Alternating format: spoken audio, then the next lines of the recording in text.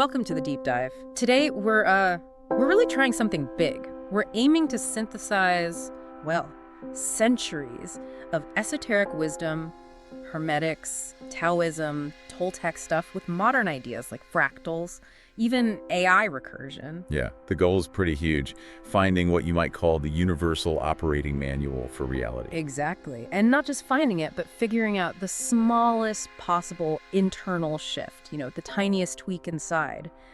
That could create the biggest change out there in your actual life. That's the core mission. Yeah. Because we need it, right? We all see this paradox of effort playing out. Oh, definitely. People, maybe you've even done it yourself. Huge changes on the surface. New city, new job, new partner, maybe even a windfall, like winning some money. And yet, give it 6 months, maybe a year. And somehow they're right back where they started. Same feeling, same kind of problems, same relationship dynamics, just, with different names attached. Why does that happen? Well, the sources we're looking at are really clear on this. Those surface changes, they're temporary fixes at best. Like, picking a different type of partner won't stop a pattern of abandonment if the root cause, the actual mechanism driving that abandonment, is still active inside you. So reality itself kind of compensates. It pushes back to maintain the old pattern. It seems that way. The recursion, that cycle, it just finds a new way to express itself. The focus on the outside, the events, the people, that's the mistake. You mentioned this idea of an attractor. I like that term. But help me understand, if I take a massive action, like say I quit a job I hate, isn't that a real change? How can this invisible attractor just pull the old problem back? Because the job, the difficult boss, the feeling of being stuck, that's the output. It's the symptom you see. Focusing your energy there is like trying to fix a reflection in a mirror. Ah, okay. The real issue, the reason the same limitation pops up again, maybe dressed differently, is the core energetic condition, the attractor. It's still holding the underlying shape, the potential for that problem. It's like a mold. You can pour different materials in, but the shape stays the same until you change the mold itself. So the output is just the manifestation. Got it. We need to get to the source code. And our sources seem to break down this attractor, this underlying condition, into basically 4 main forms, right? Exactly. 4 ways this core pattern tends to show up internally. First, and maybe the most powerful, is a fixed emotional state. And this isn't just reacting to stuff, right? It's deeper. Much deeper. It's not about having a bad day. It's a sustained baseline frequency you carry. Like a constant low hum of scarcity maybe, or abandonment, or feeling like you're just not good enough. This state isn't a reaction, it's actually the cause. Reality starts to form around that persistent feeling. Wow, okay. What's the second one? Second is the limiting belief structure. This is kind of the mental framework that supports the emotional state. Deep-seated assumptions you probably don't even question. Like what? Give me an example. Things like success always means suffering, or if I really trust someone, they'll eventually leave me, or there's never enough money. These are like the embedded rules in your personal code dictating how things have to unfold. So just to clarify, the fixed emotional state is the raw feeling, the energy, and the belief structure is the story or the rule set we use to make sense of that feeling. You nailed it. One's the energy signature, the other's the mental program that directs how that energy plays out in your life, almost like a fractal pattern repeating itself. Makes sense. Okay, number 3. The third form is the repeated self-positioning. This is about the unconscious role you automatically step into whenever the pattern gets triggered. Like what part you play in the drama. Precisely. Does conflict make you instantly the victim? Or maybe the martyr, always sacrificing? Or are you the fixer? The one who has to jump in and sort everything out for everyone else. Taking on that role again and again locks the pattern in place. You're essentially agreeing to your part in the same old play. Okay, and the last one. And the fourth, which can be really subtle and tricky to spot, is a resonant frequency match. Resonant frequency. How's that different from the fixed emotional state? It's finer. You might have done tons of therapy, changed your beliefs, changed your actions, maybe you even meditate daily. But you're still carrying a subtle vibration of, say, fear or lack deep in your system, like an energetic residue. And that residue, it still attracts stuff. Yeah, that underlying frequency, even if low level, can still pull in corresponding situations, threats, scarcity, even if on the surface you're doing everything right. You change the behavior, but the core vibration hasn't fully shifted. It's sticky. That's fascinating. And it leads us straight into this idea of a universal operating system, doesn't it? It's all about frequency. Which brings us to Hermetics. Right.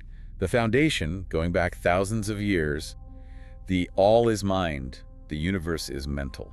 So the universe itself is, in essence, a mental creation, held within some kind of infinite living consciousness. Exactly. And here's the crucial part. This universal mind, this operating system, it works impersonally. It doesn't operate based on human ideas of morality. Yeah. It genuinely doesn't care if you're being good or bad. It's like gravity, right, or fire. They don't check your moral scorecard before they affect you. They just operate based on physical laws. Precisely. The universe only registers one thing: frequency, the state of consciousness you're occupying right now. And based on that frequency, the universe seems to have two primary functions.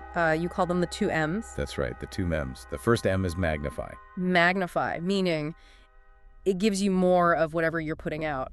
Exactly. Whatever frequency you're emitting, stress, panic, fear, or maybe joy, calm, creativity.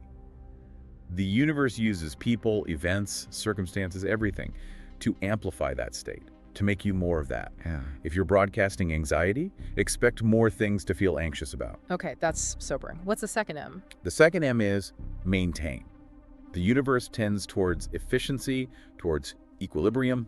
It likes predictable cycles. So it tries to keep you where you are, energetically speaking. Yeah. It works to keep you calibrated at your current frequency level simply because that's the established pattern.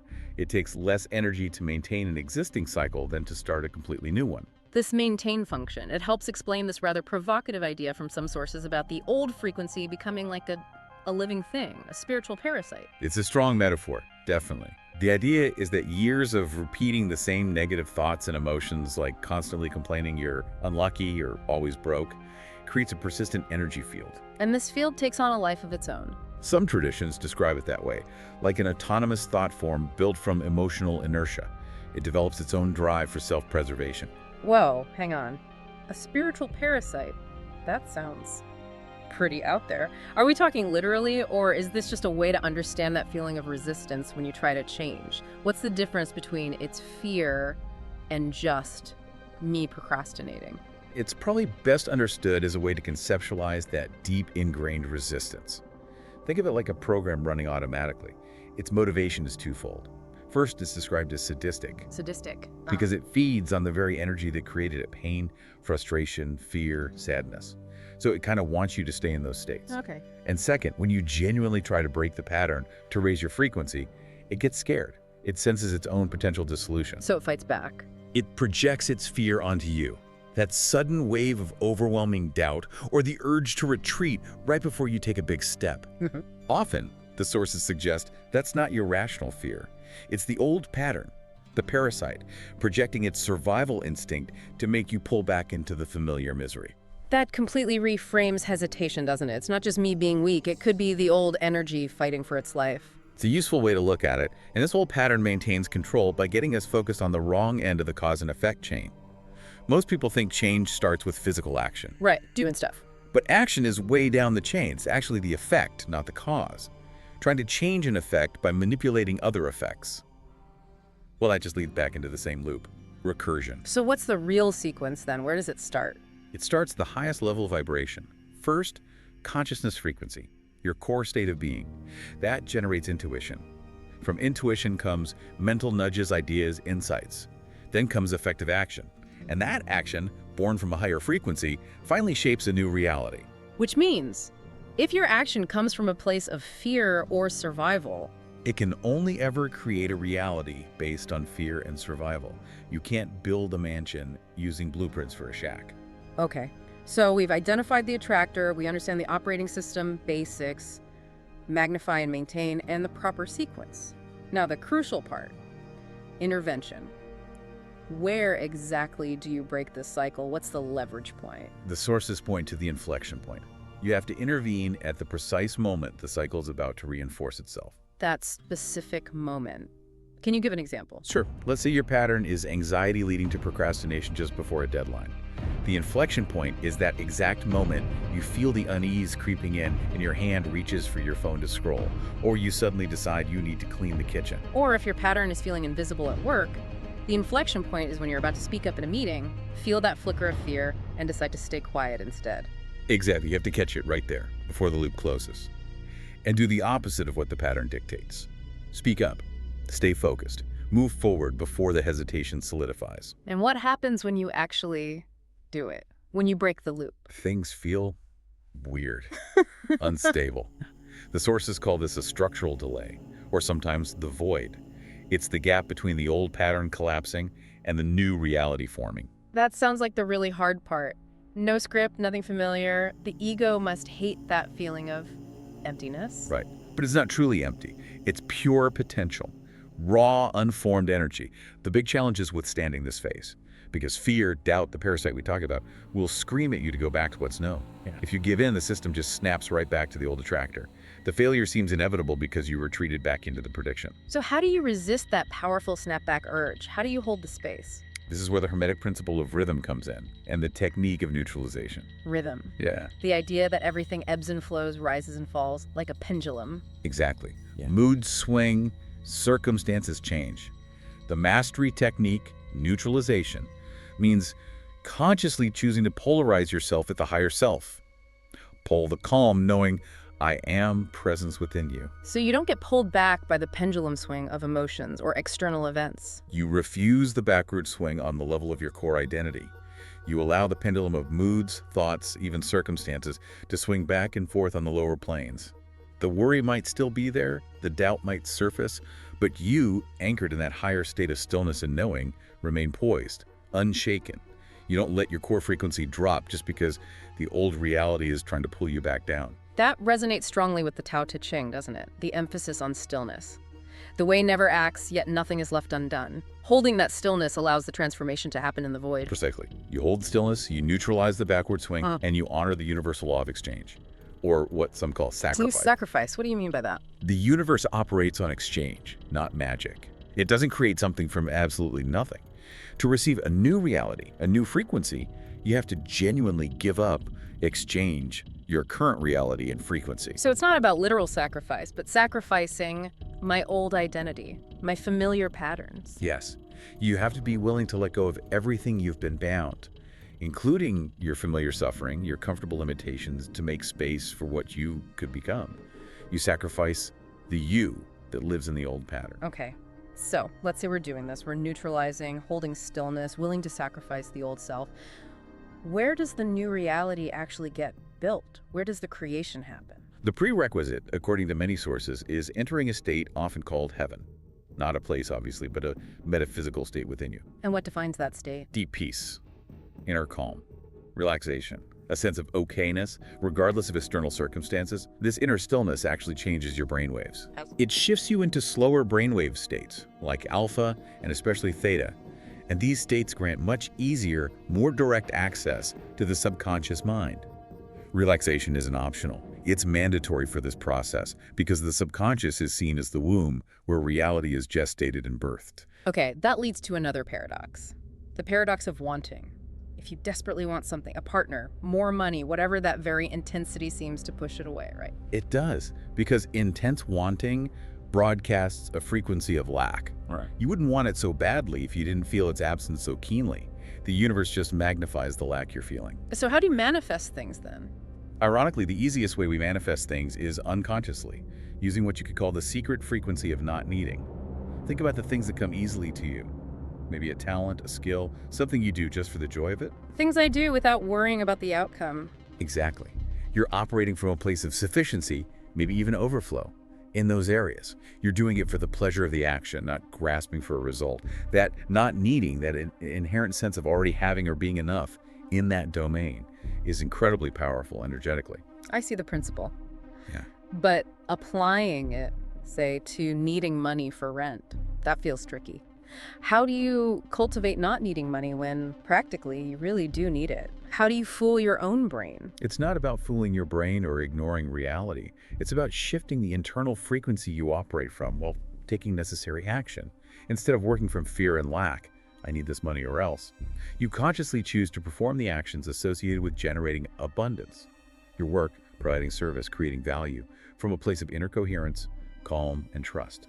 Even if it's just a tiny bit at first. You focus on the quality of the energy you bring to the action, not the desperate need for the outcome. That coherent frequency is the effortless power. Okay, that's a subtle but important distinction. And to help maintain that inner coherence, especially when things feel tough, we can look at some practical tools, like the Toltec wisdom. Absolutely. The four agreements, for instance, offer immediate behavioral shifts that directly support maintaining a higher, more coherent frequency. They're very practical. Let's touch on a couple. First one, be impeccable with your word. How does that fit in? Your word is seen as incredibly powerful, like a seed you plant, or sometimes like a virus it creates. If you constantly use your words internally to criticize yourself, put yourself down, reinforce limitations, that's literally casting black magic on yourself, programming your subconscious for failure. So being impeccable means using words consciously, like Yeah. build yourself up. Yes. Use your word to break those old agreements based on suffering and limitation. Use it to build self-support, self-love, possibility. Just shifting how you speak to yourself and about your life automatically starts to raise your frequency. Okay. What about don't take anything personally? That seems huge for maintaining inner calm. It's fundamental. The sources say this agreement grants you immunity to emotional poison from others. Why? Because nothing other people do is ultimately because of you. Really? Nothing. Everyone is operating within their own dream, their own reality tunnel, based on their own beliefs, wounds, and programming. What they say, what they do, it's a projection of their inner world. Thinking it's all about me is actually, as one source puts it, the maximum expression of selfishness. Huh. Never thought of it that way. It frees you up considerably if you don't have to react to everyone else's stuff. Exactly. And the last one we'll mention, always do your best. But best changes from day to day, right? Of course. Your best when you're sick is different from your best when you're healthy. The key is doing your best in that moment, primarily for the satisfaction of the action itself, not for some external reward or validation. And why is that so important for frequency? Because if you know you've done your best, whatever that was for that moment, it prevents the internal feedback loops of self-judgment, guilt, and regret. Those feelings are low-frequency anchors that the old pattern absolutely thrives on. Doing your best makes you immune to that self-punishment, keeping your frequency higher and more stable. Okay, so pulling all these threads together. Hermetics, Taoism, Toltec wisdom, the attractor, frequency. What's the core takeaway for someone listening right now? The most fundamental truth, synthesized across all these diverse perspectives, is surprisingly simple. Your external reality is primarily an effect. It's a reflection. So things like money, clients, relationships, achievements, they aren't the source of your well-being or lack. No. They are mirrors reflecting your internal state. They are, as some sources warn, potential idols made of effects. If you worship them, if you think they are the source of your happiness or security, you've given your power away. Because the moment you attribute your success or failure solely to external things, the market, that person, luck, you disconnect from the real driver. Precisely. You disempower yourself. The only true cause, the only reliable engine for lasting change resides within. It's your internal consciousness, your dominant frequency, your core state of being. That is the cause. Everything else follows from that. Which leads us to a final thought, something for you, the listener, to really sit with. If changing your internal perception, your core frequency, is genuinely like recoding your reality, Then what would it actually take, moment by moment, day by day, to consciously, deliberately cultivate the highest, most coherent frequency you possibly can? Maybe it's love, maybe it's profound stillness, maybe just pure presence. What if you made that your new baseline operating state? if you could truly maintain that internal feeling, that sense of inner calm, sufficiency, connection, regardless of the current outer evidence, what kind of new, perhaps effortless reality must, by the laws we've discussed, eventually coalesce and unfold around you?